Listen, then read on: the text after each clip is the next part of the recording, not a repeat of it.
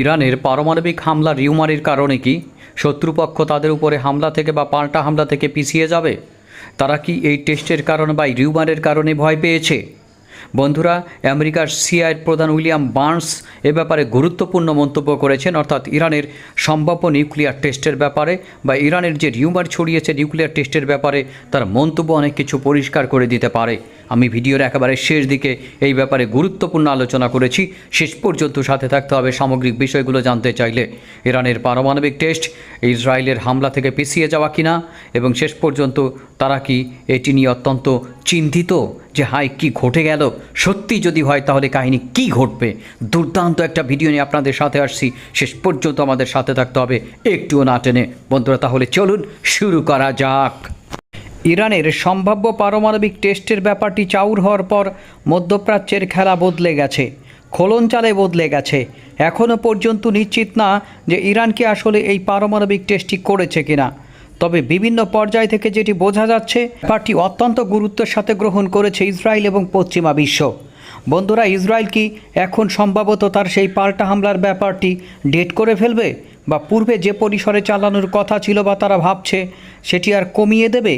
এখন প্রশ্ন হচ্ছে কোটি টাকার, যে এই পারমাণবিক বম টেস্টের যে একটি সন্দেহ জেগেছে ইরানের বিরুদ্ধে, সেই সন্দেহের ব্যাপারটি আমলে নিয়ে ইসরায়েল কি ভয় পেয়ে পিছিয়ে যাবে, নাকি তারা এখানে সামনের দিকে আগাবে?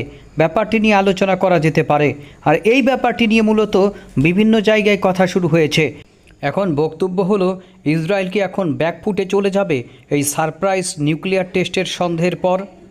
বন্ধুরা, সিআইএর প্রধান এ ব্যাপারে গুরুত্বপূর্ণ বক্তব্য দিয়েছেন। তিনি যে কমেন্ট করেছেন সেই ব্যাপারটি অত্যন্ত গুরুত্বপূর্ণ ইসরায়েলের জন্য এবং ইরানের জন্য। ব্যাপারটি নিয়ে আপনাদের সামনে কথা বলবো এবং ব্যাপারটি নিয়ে আলোচনা করব।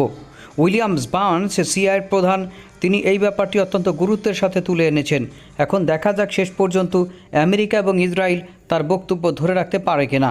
বন্ধুরা, ইসরায়েলের একটা পাল্টা হামলা চালাতেই হবে, সেটি ছোট হোক আর বড় হোক, সেটি আনুষ্ঠানিক বা মুখ রক্ষার হোক, এ বিষয়ে কোনো সন্দেহ নেই।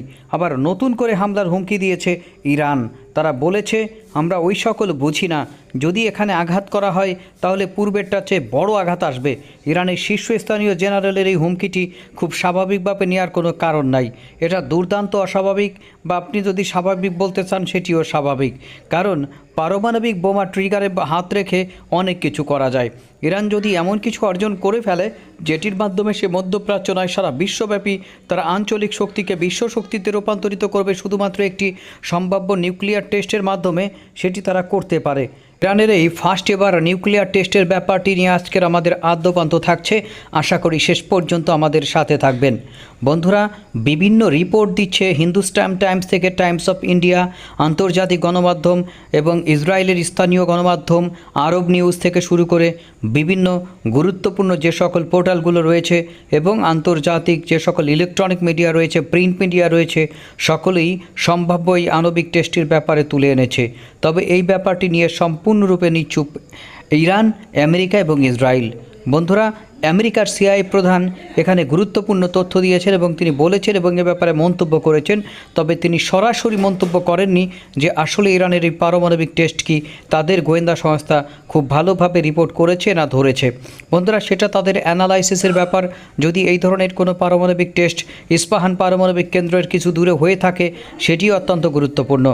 আমেরিকার সিসমিক্স রিপোর্ট থেকে জানা গেছে, বা আমেরিকার যে সকল আপনার আর্থকুইক রিপোর্টগুলো দেয়, আমেরিকার সার্ভে রিপোর্টগুলো থাকে, পৃথিবীর যে কোনো জায়গায় একটা বিস্ফোরণ হোক না কেন তারা তার নিখুঁত অবস্থান তৈরি করতে সক্ষম। পৃথিবীর মতো একমাত্র আমেরিকারই এই ধরনের সক্ষমতা রয়েছে। আর ইউরোপীয় ইউনিয়নের যে জিওলজিক্যাল সার্ভে রয়েছে তারাও এটি করতে পারে, তবে আমেরিকার চেয়ে ভালো এবং নিখুঁতভাবে এটি কেউ করতে পারে না। শুরুতে বলে রাখি বন্ধুরা, এটিকে অ্যাটমিক টেস্ট হিসেবে সন্দেহ করা হচ্ছে একটা কারণে, কারণ এই বিস্ফোরণটি ছিল বা এই আর্থকুইকের শকওয়েভটি ছিল পৃথিবীর উপরিভাগে। সাধারণত পারমাণবিক বিস্ফোরণ ছাড়া এত উপরিভাগে কোনো আর্থকুইক হয় না, এবং এটি নর্মাল মাত্রার। আপনার পারমাণবিক বিস্ফোরণের মাধ্যমে এটি 8-9 মাত্রায় কখনোই যায় না। যদি সত্যিকারের আর্থকুইক বা ভূমিকম্প হয় সেক্ষেত্রে আপনার 7, 8, 9 পৌঁছে যেতে পারে। এবং এটি 6 থেকে শুরু হতে পারে। আর যেখানে পারমাণবিক বিস্ফোরণ ঘটায় সেটি একটি ভূমিকম্প ঘটানোর জন্য 4 থেকে 5-এর মধ্যে সাধারণত থাকে। সব কিছু মিলে যায় কেমন যেন। আর একটা ব্যাপার এখানে বলা হয়েছে যে এই ভূমিকম্পটির পূর্বে একটা রিউমার ছড়িয়ে পড়েছিল যে ইরান পারমাণবিক বিস্ফোরণ ঘটাতে পারে কিছুক্ষণের মধ্যেই। একেবারে ব্যাপারটি তেমনই ঘটে গেল, কেমন কাকতালীয়, তাই না? এখন বক্তব্য হচ্ছে তলে তলে কি ইরান কাম সারিয়ে ফেলাইছে? আপনাদের কি মনে হচ্ছে বন্ধুরা? দীর্ঘদিন ধরে বলে আছি ইরান পারমাণবিক বোমার দ্বার প্রান্তে। ইরান 64 থেকে 65% বা 63%-এর উপরে পারমাণবিক ইনভেস্টমেন্ট করে ফেলেছে। এখন শুধু সময়ের ব্যাপার মাত্র। 2 সপ্তাহের মধ্যে ইরান একটি পারমাণবিক বোমা নির্মাণ করতে সক্ষম। ইরানের হাতে যে ইনরিচড ইউরেনিয়াম রয়েছে সেটি দিয়ে ইরান কমপক্ষে 4 থেকে 5টি পরমাণু বোমা নির্মাণ করতে পারে অনায়াসে। ইরানের হাতে প্রায় 143 কেজি 63%-এর ঊর্ধ্বে নিউক্লিয়ার ফসিল রয়েছে, ফিসাইল রয়েছে।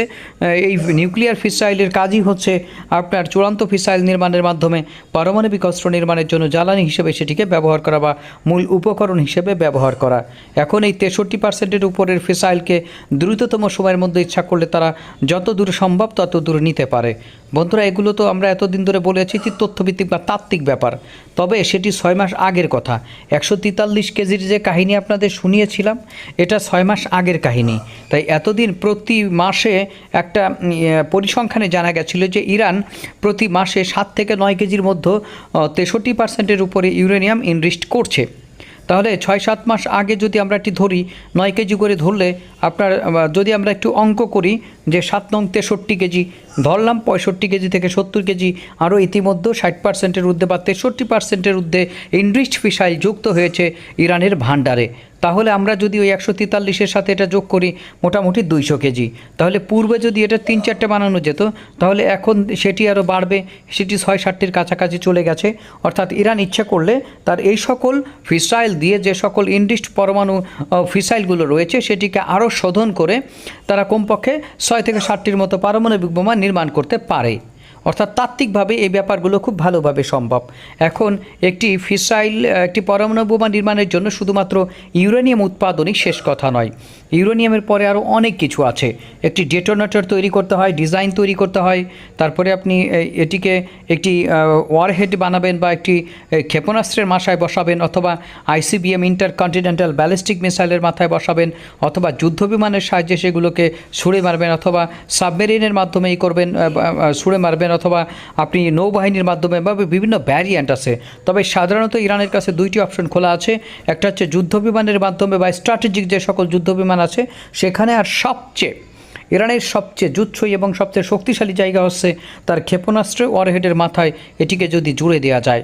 ইরানের যতগুলো মিসাইল রয়েছে সবগুলোই পারমাণবিক অস্ত্র বহনে সক্ষম, অর্থাৎ পারমাণবিক ওয়ারহেড বহনে সক্ষম। আশা করি বুঝতে পেরেছেন বন্ধুরা। এখন যে Times of India, Hindustan Times, Arab news, তারপরে ইন্টারন্যাশনাল নিউজ এজেন্সি, আপনার ইসরায়েলের যে সকল পত্রপত্রিকাগুলো আছে সেখানে কিন্তু এগুলো, এবং বিভিন্ন সামাজিক যোগাযোগ মাধ্যম এটি নিয়ে ভরে উঠেছে। কিন্তু সরকারিভাবে বা আনুষ্ঠানিকভাবে এখনও কেউ এর প্রতিক্রিয়া দেখায়নি এবং এটি স্বীকারও করেনি।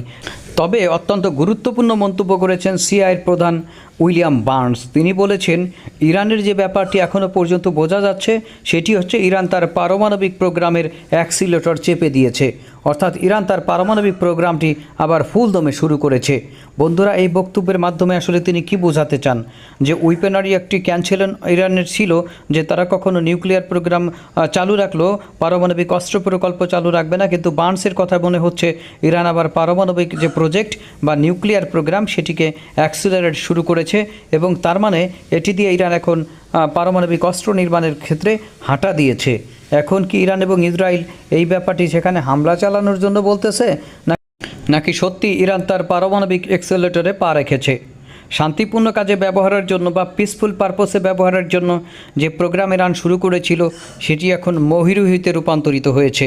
অর্থাৎ ইরানের পরমাণু প্রজেক্ট পৃথিবীতে যতগুলো পরমাণু প্রজেক্ট আছে অনেকগুলোর চেয়ে অগ্রগামী, এবং এটি এতটা ব্যাপ্তি নিয়ে জুড়ে রয়েছে যে সাধারণত আপনি একটা দুইটা বোম মেরে ইরানের এই পারমাণবিক প্রজেক্টগুলোকে স্থায়ীভাবে ডাবিয়ে দিতে পারবেন না। এর জন্য সুনিয়ন্ত্রিত এবং সুপরিকল্পিত পরিকল্পনা এবং পদাতিক অভিযান ছাড়া শুধুমাত্র বিমান হামলার মাধ্যমে ইরানের পারমাণবিক প্রজেক্টকে ডিস্ট্রয় করা কোনোভাবেই সম্ভব নয়। আর যদি সেটি করতে হয় তাহলে একটি সামরিক গোষ্ঠী এভাবে একটি হিসাব দিয়েছে, কমপক্ষে 100 থেকে 120টি যুদ্ধ বিমানের প্রয়োজন হবে ইসরায়েলের, অর্থাৎ তার টোটাল যুদ্ধ বিমানের 1/3 এখানে ডিপ্লয় করতে হবে। তারপরে যদি তারা চেষ্টা করে দেখতে পারে যে আসলে এখানে কোনো কাজ তারা করতে পারবে কিনা শেষ পর্যন্ত, তবে তাতেও তাদের পাল্টা হামলার আঘাত সহ্য করতে হবে। সেক্ষেত্রে এই দেশটি তার অস্তিত্ব সংকটে পড়বে কিনা সেটি হলো দেখার বিষয়। অর্থাৎ নিজের নাক কেটে পরের যাত্রা ভঙ্গ করার ক্ষেত্রে যদি এমন হয় যে নিজেই অস্তিত্ব সংকটে পড়ে গেলাম, তখন তো তার এখান থেকে নিশ্চিতভাবে পিছিয়ে আসতে হবে, এই বিষয়ে কোনো সন্দেহ নেই। সামগ্রিক ব্যাপারগুলো সম্পর্কে আপনাদের মতামত আশা করছি। আসলেই কি সীমান্ত প্রদেশের এই ইস্পাহান পারমাণবিক প্রকল্পের পাশে, অর্থাৎ তেহরান থেকে 110 কিলোমিটার দূরে এখানে এমন কোনো আর্থকুইক যেটি ঘটেছিল, যেটি ইসরায়েল থেকেও বোঝা গেছে, ইরান থেকেও বোঝা গেছে, এবং যেটি সন্দেহের বাতিক ঘটে সেটি আপনাদের পূর্বে বলেছি। তা হচ্ছে সাধারণত যে সকল পরমাণু বিস্ফোরণগুলো পাহাড়ের তলদেশে বা মাটির নিচে ঘটানো হয় এটি এমন গভীরতাই ঘটে, আর প্রকৃত যে আর্থকুইক সেটি মাটির অনেক গভীরে ঘটে, এটি মাত্র 10 কিলোমিটার গভীরে ঘটার সম্ভাবনা থাকে না। সুতরাং একে একে দুই মিলিয়ে সম্ভবত বিভিন্ন অবজারভেটরি গ্রুপগুলো যারা রয়েছে তারা সেই সন্দেহই করছে, আর এ কারণে আস্তে আস্তে ইরানের গলার স্বর আরও চওড়া হচ্ছে। সামগ্রিক বিষয়গুলো বিবেচনায় নিয়ে শেষ পর্যন্ত কোন রকমের হামলা পরিচালনা করতে পারে ইসরায়েল ইরানের অভ্যন্তরে, আর তার উপর ভিত্তি করে ইরান বা কী ধরনের আপ্যায়ন করতে পারে ইসরায়েলকে, সামগ্রিক বিষয়গুলো আমরা ক্ষণে ক্ষণে আপনাদের তুলে ধরব। শুধুমাত্র আপনারা অবশ্যই আমাদের এই চ্যানেলটি সাবস্ক্রাইব করে পাশে থাকা বেল আইকনটি চেপে দিয়ে আমাদের সাথে থাকুন। দেশ এবং দেশের বাইরে থেকে যারা প্রতিনিয়ত আমাদেরকে দেখে থাকেন অবশ্যই আপনাদের ধন্যবাদ। ভিডিওটি শেষ পর্যন্ত দেখে আমাদের সাথে থাকার জন্য আল্লাহ হাফেজ।